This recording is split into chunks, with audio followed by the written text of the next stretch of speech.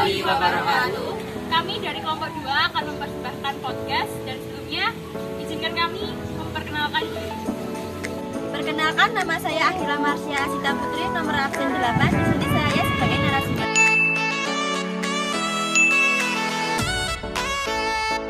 Perkenalkan, saya Aisyah Hidayati, nomor absen 2 sebagai host.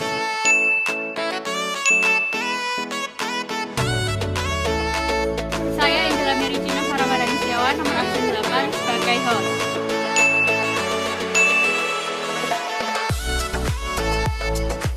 Saya Ariel Caksono, nomor absen 10 sebagai editor.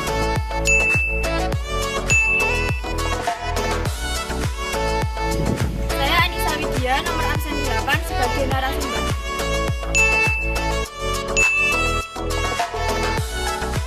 Saya Berliana Rusina Puspitasari, nomor absen 12 sebagai ibu.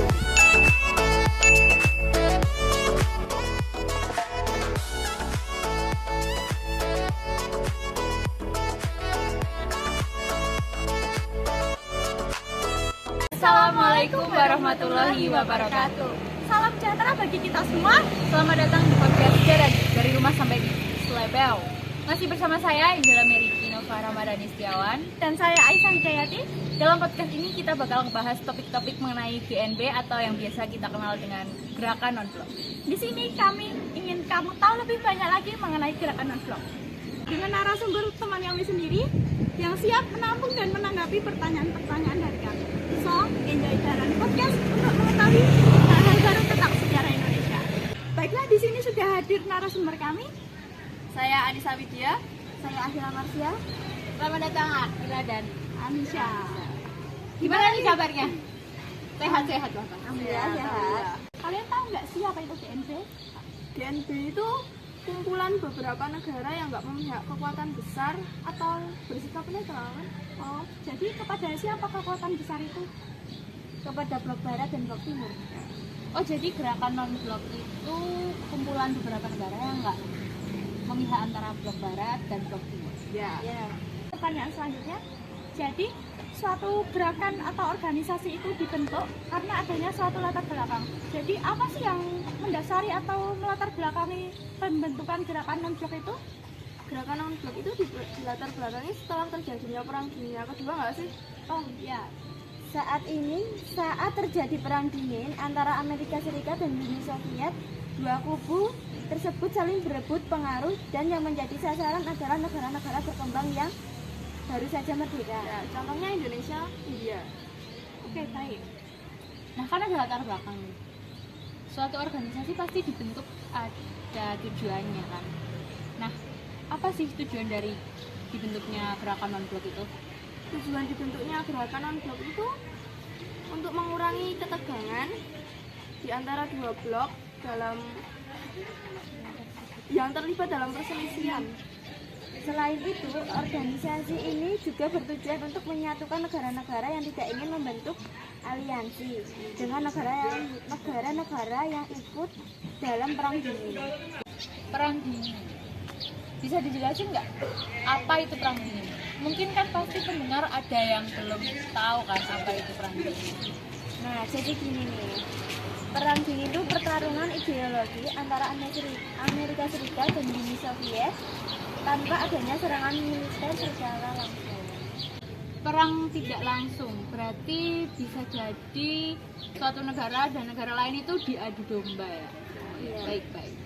Oh, jadi Perang Dingin itu menjadi salah satu latar belakang gerakan non-blok itu dibentuk. Ya. Ada nggak sih dampak-dampak negatif atau dampak-dampak positif dari perang dingin itu sendiri? Untuk dampak lain dari Perang Dingin itu dalam bidang ekonomi, terus memperluas pengetahuan teknologi dan kemajuan pembuatan senjata. Salah satu tiga dampaknya ya. Baik-baik. Setelah adanya tujuan dari suatu gerakan, pasti ada pengaruh dong mengapa gerakan itu terbentuk. Jadi apa yang membuat pembentukan gerakan non-blok ini? Jadi pengaruh adanya GNB atau gerakan non-blok bagi bangsa Indonesia dan negara-negara lain yang terlibat dalam GNB, pengaruhnya sebagai sarana bagi negara dunia ketiga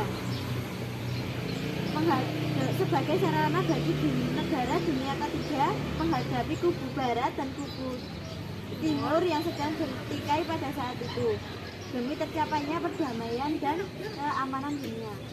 Baik. Jadi kayak masih bisa disebut ini tuh gerakan yang untuk mempersatukan ya, mempersatukan negara-negara ya. PNB itu kan suatu organisasi, gerakan, kumpulan, ya itulah pokoknya.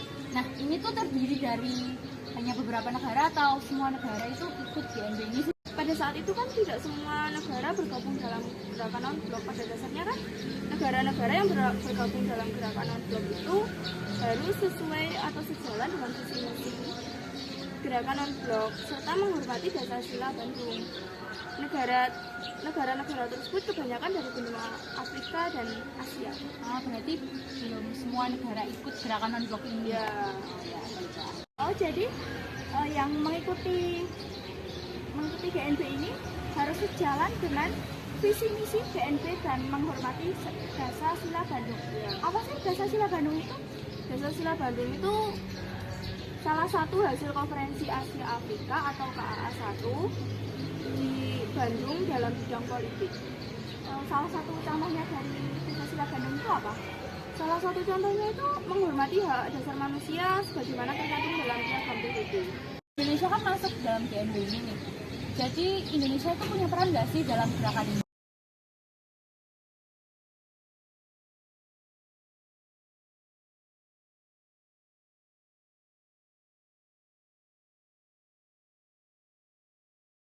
Sudah ada latar belakang, tujuan, apa itu GNB, Pengaruh juga.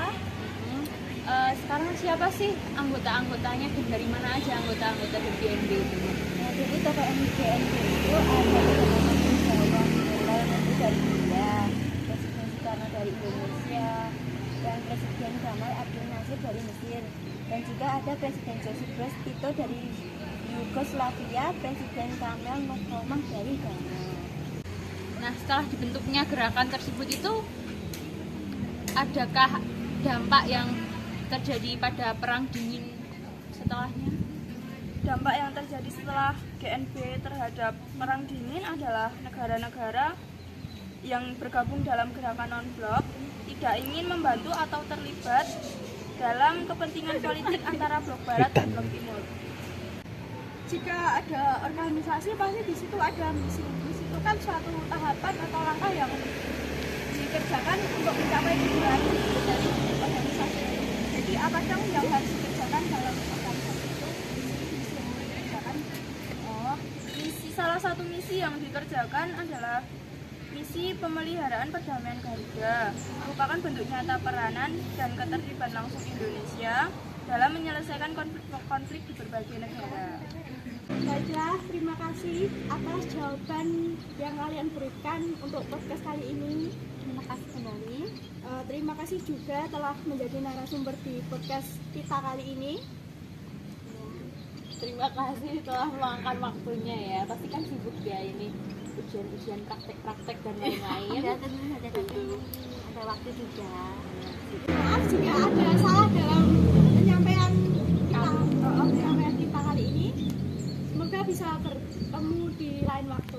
Terima kasih sudah menyaksikan Darani Podcast. Sampai bertemu di podcast-podcast kami selanjutnya. Darani Podcast dari rumah sampai di Slebeo. Bye.